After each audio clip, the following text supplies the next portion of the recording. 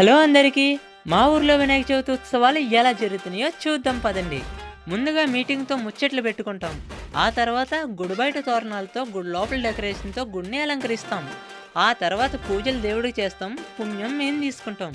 ఇంకా కొంతమంది భజన కోసం ఎదురు చూస్తారు, కానీ మేము మాత్రం భజన అయిపోయిన తర్వాత వచ్చే ప్రసాదం కోసం ఎదురు చూస్తాం. అలా 9 రోజులు పూర్తయిన తర్వాత వినాయకుడిని నిమజ్జనానికి అయితే తీసుకెళ్తాం. ఇంకా తర్వాత చూడాలి, డీజేతో దద్దరిల్లిపోయే డ్యాన్సులు, పుల్లారావు గడి పెట్టే పాటలకు పూనకాలు, ఇంకా నాగిన డ్యాన్స్ చూస్తే ఆ పాములు కూడా పారిపోతాయి. మరి అలా ఉంటుంది నేను రంగంలోకి దిగితే. ఇంకా చివరిగా వినాయకుడిని పచ్చని పొలాలంటే తీసుకెళ్ళి నిమజ్జనం అయితే పూర్తి చేస్తాం. మొత్తం ఊరేగింపు ఎలా అనిపించింది? చాలా బాగుంది. ఇంకా ఇంకా ఇంకా అంటే చెప్పలేనంత